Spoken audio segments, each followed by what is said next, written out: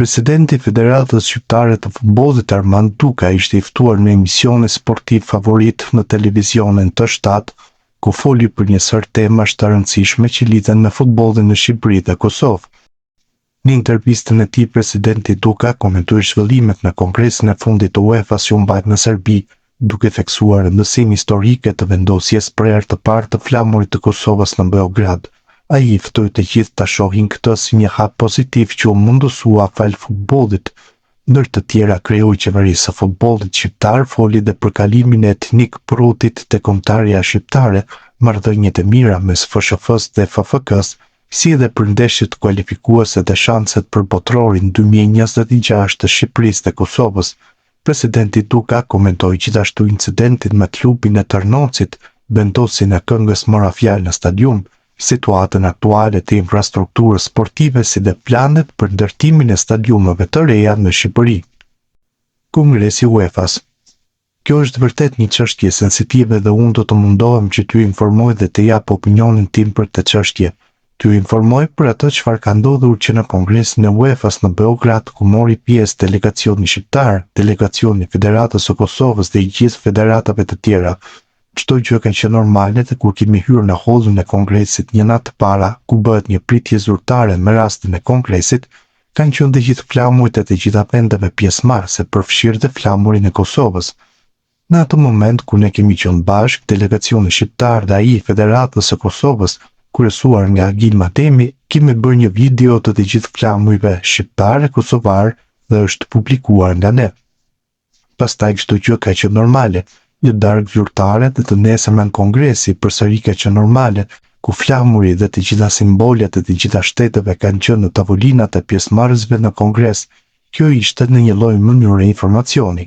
Pastaj menaxhimi i asaj situate mbase nuk ka qenë në mënyrë strategjike më i miri, sepse ne e publikuam atë video.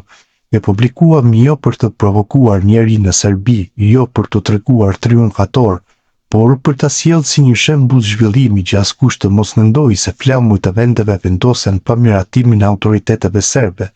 Ky ishte një hap pozitiv që de facto autoritetet serbe pranojnë flamurin e Kosovës në territorin e tyre dhe në një aktivitet zyrtar ndërkombëtar. Kjo më shumë është për të përshëndetur sepse ishte një zhvillim pozitiv. Mendohet edhe është mirë nëse Kosova ka sa më shumë njohje dhe njohja nga Serbia është një zhvillim akoma më pozitiv. Pastaj, pasi ne kemi publikuar videon, ka pasur një lloj acarimi nga qarqe që ne nuk i kemi parë në fakt, sepse kemi qenë brenda në hotel apo në sallën e kongresit, por kam parë në video të nesërmen që grupe të ndryshme kanë ndjekur flamurin e Kosovës.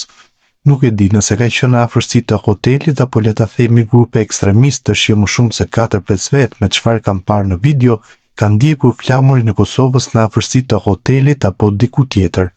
Nuk e di. Nga pikpamja protokollit për ata që kanë përgatitur çdo gjë mirë dhe unë e kam parë si zhvillim pozitiv, e kam parë kështu siç ta thash që flamuri i Kosovës për herë të parë vendoset në Beograd dhe vërtet ka qenë një kënaqësi tjetër për mua duke qenë pjesë e futbollit, pjesë e UEFA-s, pjesë e federatave qoftë e Shqipërisë dhe Kosovës, që këtë gjë e ka bërë futbolli. Ky ka qenë qëllimi i publikimit, pa dashur për ta acaruar dikë. Ngjarja me flamurin. Mua më vjen mirë po ta kishim komentuar të gjithë kështu si një zhvillim pozitiv dhe mos të kapemi me gjëra për ta bërë zhvillim negativ. Unë mendoj që na shërben. Thash, misioni ynë kryesor është futbolli. Futbolli është kaq shumë i rëndësishëm, është kaq shumë i madh sa që ka impakt edhe në zhvillimet shoqërore apo qoftë ato politike. Kur këto janë pozitive, unë mendoj që duhet i komentojmë pozitivisht. Unë kur kam hyrë në kongres, flamuri i Kosovës ka qenë në tavolinë, jam ulur në podiumin e kongresit dhe pastaj nuk e kam parë momentin se kur është hequr apo kur nuk është hequr, le të themi flamuri në Beçikllaz. Siç ta thash, kam parë flamurin kombëtar të Kosovës në hyrje të sallës së kongresit dhe e kemi filmuar atë. UEFA ka respektuar protokollet dhe e ka detyrim sepse nuk po bën ndonjë privilegj për Kosovën, por e ka detyrim që të respektojë të gjithë anëtarët në mënyrë të barabartë. UEFA është ajo që faktikisht e ka mbështetur futbollin e Kosovës, e ka pranuar me votimin e anëtarëve të saj apo një pjesë të mirë të anëtarëve të saj me lobimin e përbashkët tonin, dhe ka qenë një zhvillim pozitiv pranimi i Federatës së Kosovës në UEFA për zhvillimin e futbollit, por edhe për ndikimin që mund të ketë ai në njohjen e mëtejshme të Kosovës. kështu që ka respektuar protokollet e saj. Nuk ka pasur asnjë lloj betejë sepse kongresi ka filluar me flamurin në vend, padyshim që ka pasur një lloj acarimi të ekstremistëve mbas herë sallës së hotelit. Më shumë këto i kam parë në media dhe rrjetet sociale, nuk është se kam parë ndonjë gjë aty në reagimet e tyre. Ka pasur një lloj shqetësimi qoftë të Federatës Serbe apo të autoriteteve sepse janë ndjerë në një lloj mënyre mbase të kërcënuar nga këto grupe ekstremiste në Beograd. Nuk e kuptoj se për çfarë jeni në terr informativ dhe nuk e kuptoj se pse nuk e shihni kështu siç temon që e rëndësishme është që flamuri i Kosovës për herë të parë u vendos në Beograd. U pranua de facto nga Beogradi dhe u vendos nga Federata e Futbollit të Kosovës dhe nga institucioni evropian i futbollit që është UEFA. Është po UEFA që siç të thash e ka mbështetur, vazhdon ta mbështesë dhe do ta mbështesë futbollin në Kosovë, zhvillimin e tij dhe të ndërtojë ura lidhjeje, komunikime dhe zhvillimi për të gjithë federatat anëtare të saj. Gjithsecili ka të drejtën të japë opinionin e tij, por unë i ftoj të gjithë që ta shohin si zhvillim pozitiv. Të gjithë ju mund të jepni opsionet tuaja, të gjithë keni të drejtë të jepni opinionet tuaja dhe unë nuk kam as autoritet dhe as të drejtë që t'ju kërkoj të ndryshoni opinionet. Unë kam opinionin tim. Flamuri i Kosovës, i Shqipërisë dhe i të gjithë vendeve anëtare ka qenë në sallën e kongresit ku ne jemi futur brenda dhe nëse ka lëvizur gjatë zhvillimit të kongresit apo në fund, ta thash që në fillim, unë këtë nuk e kam parë sepse kam qenë në podiumin e drejtimit të kongresit. Nëse është hequr apo ka pasur një padrejtësi ndaj Federatës së Kosovës, ky është qëndrimi që në fillim duhet ta dish, pastaj ta komentosh. Unë faktikisht nuk e di se sa i shërben ky komunikim ynë pozitivisht kësaj çështjeje, por po ju bëj një pyetje edhe juve. Ju personalisht e shihni si zhvillim pozitiv vendosin e flamurit të shtetit të Kosovës në Beograd, apo e shihni si zhvillim negativ? Unë mendoj se ne duhet të marrim anën pozitive të çështjes. Nuk është shumë e lehtë sepse të gjithë këta që tentojnë të bëjnë nacionalistin, qoftë në Shqipëri apo në Kosovë, nuk kanë arritur të bëjnë asgjë nga këto dhe nuk kanë arritur të vendosin asnjë simbol të Kosovës në Beograd. Por komentoj një gjë që nuk është shumë e lehtë, të vendosësh flamurin e një shteti me një konflikt jo shumë të hershëm dhe që tenton të mos e njohë Kosovën, kështu që le ta shohim si një zhvillim pozitiv. Presidenti Aleksandar Çeferini UEFA-s. Besoj se e keni dëgjuar fjalimin e presidentit Çeferini, e keni dëgjuar qëndrimin e tij për të gjithë zhvillimin apo misionin që ka futbolli, misioni që ai realizon nëpërmjet lojës dhe impaktin e jetës shoqërore që ka, ku ka marrë për shembull zhvillimin e kampionatit evropian U21 si vend organizator mes Shqipërisë dhe Serbisë. Kalimi etnik brutit nga Kosova te Shqipëria. Unë besoj se ju i keni marrë të gjitha përgjigjet dhe sqarimet, por është faktikisht e udhës që të jap edhe unë një përgjigje me që jemi në këtë komunikim bashkë. Unë kam thënë sa herë dhe po e rrithem që politika e Federatës Shqiptare të Futbollit, të paktën prej 2 dekadash, është politika e dyreve të hapura për çdo shqiptar që dëshiron të kontribuojë për ekipin kombëtar shqiptar, dhe njëjta politika që dhe për etnik brudin dhe për të gjithë të tjerët. Dhe patyshim që ne dëshirojmë që të paktën si zgjedhje të parë të kenë Kosovën ose Shqipërinë dhe jo ndonjë kombëtare tjetër. Djali është talentuar, realisht ka filluar futbollin me ekipet kombëtare të Shqipërisë, pastaj ka vendosur të vazhdojë me ekipet kombëtare të Kosovës dhe të kthehet përsëri në Shqipëri. Ne nuk i kemi thënë as në kohën që ka shkuar në Kosovë se ke ikur, dhe as në kohën që ka ardhur në Shqipëri ti mbyllim derën. Kështu që do t'i hapim derën çdo lloj futbollisti që i shërben kombëtares shqiptare. Dhe unë mendoj që siç e the edhe ti, ka një pjesë të opinionit që për krah këtë mendim apo këtë vendim të futbollistëve. Ka edhe një pjesë të opinionit që e kundërshton, më shumë sportivisht dhe për mendimin tim kanë dhe të drejtë sepse nga pikpamja sportive, base skuadra e Kosovës dëmtohet, por politika jonë ka qenë, është dhe do të jetë po kështu, me dyert të hapura për çdo njeri që dëshiron të kontribuojë për kombëtaren shqiptare. Unë personalisht të gjithë opinioni nuk kemi pse t'i atakojmë futbollistët që vendosin të luajnë për kombëtaren e Zvicrës, ku ne i kemi për heronj kur kanë luajtur, më falni, për kombëtaren e Zvicrës, për Gjermaninë apo për Italinë, dhe në kohën që vinë të luajnë për Shqipërinë, nuk kemi pse t'i quajmë tradhtar. Raporti mes FFK-s dhe FSHF-s. Unë nuk kam dashur ndonjëherë që ti më shoh apo të ritheksoj gjithë marrëdhënien apo kontributin që mund të kemi, kontributin e përbashkët për zhvillimin e futbollit në Kosovë dhe Shqipëri, por është e vërtetë që nuk ka ndonjë marrëveshje gentlemenash, ka një marrëveshje shpirtërore dhe një detyrim të ndërsjellë për të bashkëpunuar, për të qenë bashkë, sepse ne jemi një komp. Dhe ky lloj bashkëpunimi ka filluar shumë herët. Ka filluar që para se Kosova të ishte antare UEFA-s dhe FIFA-s në të gjitha drejtimet dhe mundësitë që Federata e Futbollit ka pasur për ta mbështetur atë. Jo sepse ne jemi më të mirë, jo sepse jemi më të mëdhenj, por sepse FSHF-ja ishte antare UEFA-s dhe FIFA-s dhe kishte më shumë mundësi dhe to mundësi ka përdorur pa kursim për të mbështetur Federatën e Kosovës. I ka përdorur pa kursim për të lobuar për antarësimin e Kosovës. UEFA dhe FIFA dhe këtë antarësim ne shohim sot si një hap vendimtar, jemi të shmitar të një zhvillimi fantastik që i ka dhënë futbollit në Kosovë. Ka qenë, pra, shumë determinant. Ne jo vetëm para se Kosova të ishte antare në UEFA dhe FIFA, por edhe pas antarësimit kemi vazhduar me bashkëpunime. Janë përgatitur në Shqipëri trajnerë që në niveli licencës C deri tek Pro, mbi 250 trajnerë dhe vazhdojnë të përgatiten çdo ditë. Ka gjithmonë kuotë të veçantë për Kosovën në Federatën Shqiptare të Futbollit. Janë përgatitur dhe trajnuar arbitra, kemi bërë bashkëpunime dhe asistencë për mirë menaxhimin, le ta themi, trajnimin e VAR-it për Kosovën, i cili është bërë në Shqipëri dhe vazhdon e do të vazhdojë të jetë kështu. Pse jo, kemi marrë të eksperjenca nga Federata e Kosovës dhe bashkërisht kemi ecur përpara. Pra, politika jonë është gjithmonë që ne jemi bashkë dhe do të vazhdojmë të jemi bashkë. Nuk e cënon këtë marrëdhënie një futbollist, qoftë etnik bruti apo qoftë armen të tallku që ka qenë në Shqipëri dikur, apo qoftë debatik curri, këto quhen vlera të vërteta në futbollin shqiptar. Ne nuk kemi pse të cënojmë me gjithë marrëdhëniet tona për shkak të lëvizjes apo dëshirës së një futbollisti. Ne nuk kemi cënuar marrëdhëniet me Gjermaninë pse ka ikur një futbollist atje, apo në Zvicër, aq më pak do të cënohen marrëdhëniet me Federatën e Futbollit të Kosovës. Qoftë duke president apo kushdo tjetër të jetë, unë jam shumë i bindur dhe i sigurt që marrëdhëniet do të vazhdojnë të jenë vëllazërore. Unë dhe kam shprehur qartë dhe vazhdoj të shpreh, kjo do të jetë politika e Federatës Shqiptare të Futbollit. Ajo do të jetë e hapur për çdo shqiptar që dëshiron të kontribuojë për ekipin kombëtar shqiptar. Ju mund të keni vërejtje për këtë lloj politike, por ne nuk do ta ndryshojmë. Kualifikuese dhe botrorit.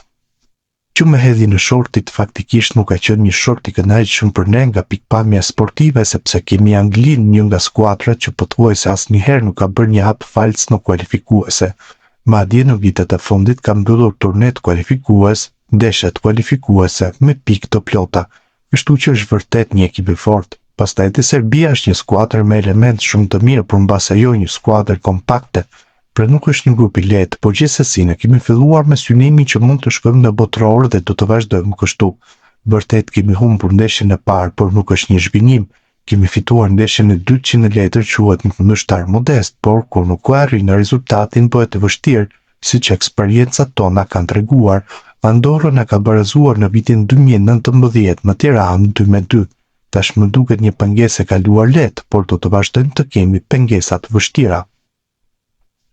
Të gjitha përballjet tona do të jenë të vështira, ajo kundër Serbisë më 7 qershor, ajo kundër Letonisë më 10 qershor dhe për të vazhduar më tej në Serbi, në Shqipëri kundër Letonisë, apo në Andorrë dhe kundër Anglisë.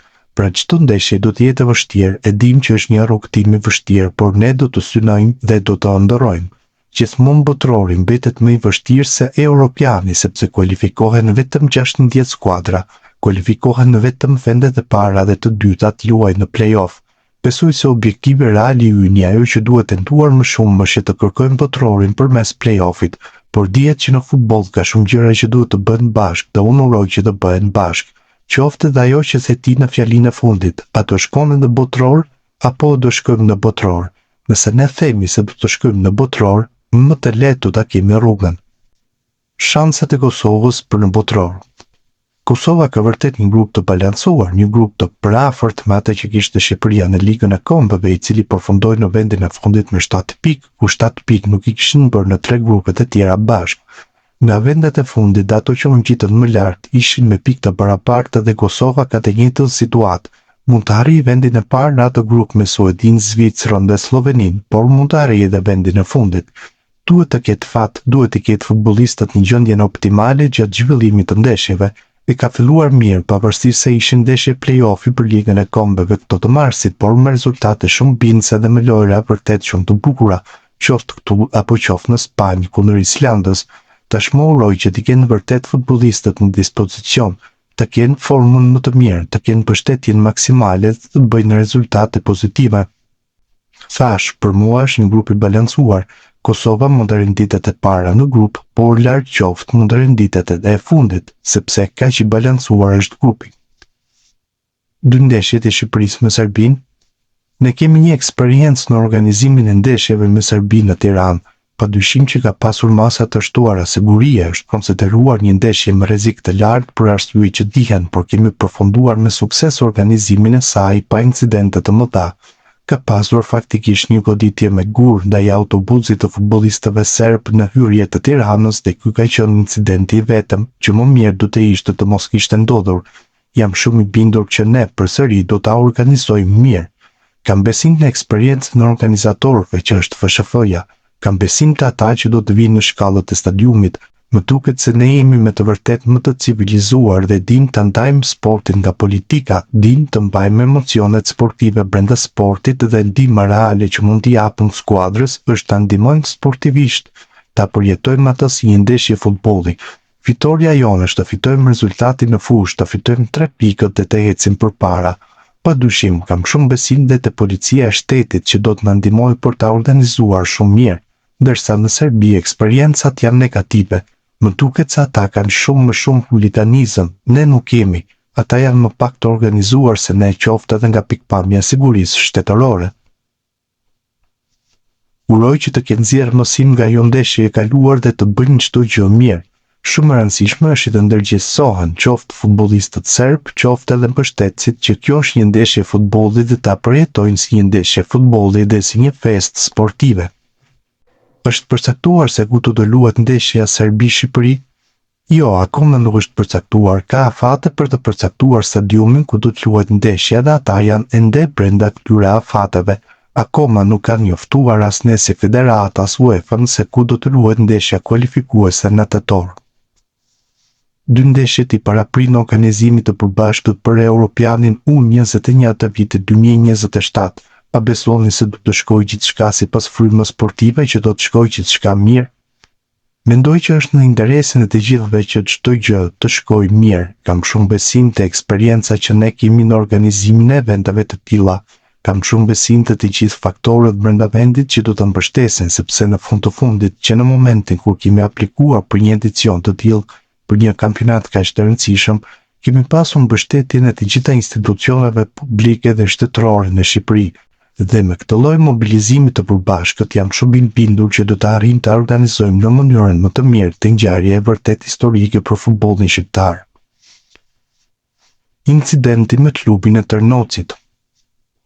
Unë në fakt e kam parë që kur ka ndodhur sepse më kanë informuar gazetarët në Lugina për incidentin e ndodhur në atë ndeshje. Nuk kam një informacion të detajuar, por kam parë qëndrimet e klubit për të incident. Nuk di detaje se përse dhe nga se ka ardhur, por gjithsesi është e pafalshme që të cënohen sportistët qoftë në fushë apo në dhomat e shfaqjes nga cilido qoftë policë apo kushto tjetër. Unë nuk besoj se ka pasur arsye objektive që të ndodhte kjo, por nuk kam informacionin e duhur. Thash dhe një herë, të gjithë duhet ta kuptojnë që kjo është një lojë e bukur që luhet nga të gjithë dhe që duhet të përcjell mesazhe paqeje. Duhet të krijojë ura komunikimi pavarësisht se brenda një shteti si Serbia janë përballur dy skuadra me futbollistë të nacionaliteteve të ndryshme dhe kryesisht shqiptar. Ajo është një ndeshje futbolli e cila duhet të shërbejë për të komunikuar më mirë, për të bashkuar dhe për të ndërtuar një të ardhmë sa më të mirë. Pra, ky është një lloj i mënyrë mesazhim. Për më tepër, unë kam dërguar një letër Federatës Serbe dhe UEFA-s për të pasur më shumë informacion dhe për të ditur se çfarë duhet të bëjmë në mënyrë që ngjarje të tilla të mos cënojnë lojën, futbollin, futbollistët apo gjithçka tjetër që lidhet me sportin. Siç ta thash, kam dërguar një letër në Federatën Serbe dhe kemi vendosur në dieni dhe UEFA-n për të pasur më shumë informacion dhe i kam kërkuar që të distancohen nga ngjarjet në futboll. Politika me biletat për ndeshjet e kombëtares. Ne kemi vendosur politikat tona si organizator për shpërndarjen e biletave dhe këtë gjë e kemi respektuar. E kemi deklaruar publikisht që kemi instaluar sisteme kompjuterike digjitale për shpërndarjen apo shitjen e biletave, të cilat lejojnë çdo individ të prenotojë jo më shumë se 4 bileta dhe kjo është respektuar. Nuk i është mohuar e drejta askujt dhe as nuk i është dhënë privilegji. Diskutimi këtu është se grupimi i tifozëve kuqezi apo dhe ndonjë grup tjetër kërkon që të ketë bileta të rezervuara dhe siguruara nga FSHF-ja, sepse kjo ka qenë realisht e tradita e mëparshme se si është vepruar. Ne mendojmë se është më mirë që çdo njeri të ketë shanse të barabarta duke pasur parasysh të arritjen e kërkesës për të mbështetur ekipin kombëtar në stadium dhe nuk ja mohojmë të drejtën askujt që të blejë bileta, qoftë ai dhe grupi tifozëve të cilët ofenduan dhe shanë në stadium në ndeshjen kundër Andorrës dhe për të cilën ne, sepse nuk ofenduan dhe shanë vetëm presidentin e federatës, por bënde thirrje le të themi nacionaliste të cilat nxisin urrëtie apo provokojnë. Për këto ngjarje ne jemi përsëri në proces disiplinor. Edhe një herë unë mendoj që ne nuk i mohojmë të drejtën askujt, por japim shanse të barabarta të gjithë atyre që duan të mbështesin kombëtarët shqiptarë. Nëse i referohemi ndeshjes së fundit, siç thash, ai grupim që ishte në stadium ka bler bileta për të hyrë në stadium sepse pa bler bileta nuk mund të hynte. Çështja me këngën mora fjalë në stadium. Ju i ndërtoni argumentet vet, jepni opinionet për ato argumente që i keni ndërtuar ju, i bëni vet dhe i ç'bëni vet. Ne as nuk heqim dhe as nuk bëjmë këngë. Në fund të fundit ajo që e ka bërë më popullore të këngë ka qenë kombëtarja shqiptare dhe mi që ne e bëm kaq shumë popullore, ne ishim ato që e censuruam. Këto janë idiotësi që nuk e di se kush i shpik dhe nuk e di kujt i interesojnë, si kjo idiotësi ka dhe idiotësi të tjera. Unë nuk e di se kujt i interesojnë që duhet të themi se Kosova të Shqipëria, që duhet të themi Federata Shqiptare e Futbollit dhe Federata Kosovare e Futbollit. Nuk e di se kujt i interesojnë që ne duhet të na fusin të tilla spica që hoqëm këngën. Ne e kemi promovuar atë këngë, ne e kemi bërë që të jetë hit për të gjithë shqiptarët brenda dhe jashtë Shqipërisë. Dhe këtë nuk keni pse ta ktheni në negative, le të shohim gjërat pozitivisht. E keni dëgjuar gjithmonë dhe do të dëgjoni çdo lloj këngë që e motivon futbollistin dhe që është e dashur për spektatorin. Infrastruktura sportive në Shqipëri, a do të ndërtohen 3 stadiume të reja? Kemi përfunduar një stadium në Rogozhin në të cilin do të juan dhe disa ndeshje nga turneu finali i kampionatit evropian U17-2025 dhe kemi një projekt për ndërtimin e 6 stadiumeve të tjera në Durrës, në Vlorë, në Korçë, në Vorë, në Kavaj dhe në Tiranë. Në stadiumin Selmas Termasi, vërtet infrastruktura në Shqipëri ka ndryshuar shumë, ka ndryshuar në stadiume, ka ndryshuar në fushat e stërvitjes dhe këto e kanë shërbyer zhvillimit të futbollit në vend. Janë projekte të mëdha, janë projekte të rëndësishme dhe kryesisht ne me menaxhimin shumë të mirë të drejtave që ne kemi si organizatori i futbollit në Shqipëri, nëpërmjet sponsorëve, nëpërmjet marketingut, nëpërmjet të drejtave televizive, reklamave dhe një mbështetje shumë të fortë të madhe nga FIFA dhe UEFA. A synon të jesh presidenti UEFA-s në një të ardhme të afërt ose të largët? Jo, nuk e kam fare në objektivat e mia këtë. Unë në planin personal jam shumë i lumtur nëse do i shërbej futbollit shqiptar, do vazhdoj të shërbej me të gjithë mundësitë e mia. Dhe nëse qenia ime deri në këtë pozicion që jam, së vëndës presidenti UEFA-s i shërben futbollit shqiptar, le të jetë mbase dhe më gjatë. Nuk kam objektiva të mirë për të qenë president. Ne e kemi presidentin e UEFA-s Aleksandr Ceferin dhe unë e mbështes fort atë dhe për të ardhmen. Tifozi i cilit ekipe europian je.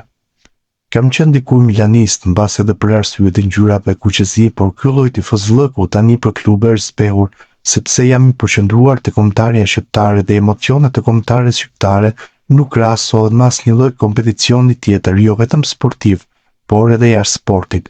Mbetem një simpatizant milanist, por jo tifoz. Cili është lojtari shqiptar më i mirë i momentit? Broja, Aslani, Shegrova, Rahmani, Muriqi apo dikush tjetër? Kjo është pyetje vështirë, të gjithë këta që the ti janë shumë të talentuar, qoftë Broja, qoftë Shegrova që më pëlqen shumë për nivelin teknik të tij dhe për ato që ka dhënë në fushë. Rahmani që është solid, qoftë te Napoli apo te kombëtarja e Kosovës. Aslani padyshim, tani mbase përmend ca emra, por mund të përmendë shumë të tjerë. Nuk mund të themi për një individ që është më i miri dhe kryesisht në Shqipëri. Nëse do të krahasojmë futbollistët tanë me ndonjë kombëtar tjetër mbase nuk kemi hyje aq shumë sa ata, për ajo që kemi më të mirë, kemi një skuadër kompakte dhe çdo individ që the mund do ta cënonte këtë skuadër kompakte. Cilët lojtar të Kosovës do të doje të kishe pasur pjesë të kombëtarës shqiptare? Zhegrova vërtet është një lojtar i mirë, po të ishte do ta ndihmonte shumë ekipin kombëtar shqiptar, edhe Amir Rahmani, të cilin e kemi pasur dhe e kemi humbur, dhe si kemi thënë kur pse ike në Kosovë, por përkundër i kemi mbështetur dhe do të vazhdojmë të mbështesim atë dhe disa të tjerë që kanë lënë kombëtare në Shqipërisë për Kosovën. Portieri Murić, gjithashtu shumë mirë, Muriqi sulmuesi, ka disa emra shumë të mirë. Si e sheh rivalitetin mes Peles, Maradonës, Mesit dhe Cristiano Ronaldos? Cili është lojtari më i mirë në historinë të futbollit sipas jush? Kam pak konflikt interesi këtu sepse nisem nga emri Armando, do të zgjidhja Maradonën. Vërtet futbollist i madh, ka bërë epokë në futboll. Futbollist i madh për mua është ai që merr një skuadër dhe e bën të ndihet vërtet skuadër, edhe nëse nuk ka kualitetet të tjera brenda. E bëri Napolin skuadër të madhe, e bëri Argentinën kampione, pra është një futbollist vërtet shumë i madh. Nuk ka ndonjë diferencë të madhe me emrat që përmendët ju. Ronaldo padyshim shumë i mirë, Messi po ashtu, të tjerët që po vinë tani Yamal dhe të tjerë. Lojtari më i mirë në botë i momentit? Nga këto që luaj sot është vështirë të ndaj, janë Ronaldo dhe Messi. Kanë karakteristika të ndryshme, por janë të dy vërtet shumë të mëdhenj, ndërsa nga ata që premtojnë shumë është Lamine Yamal.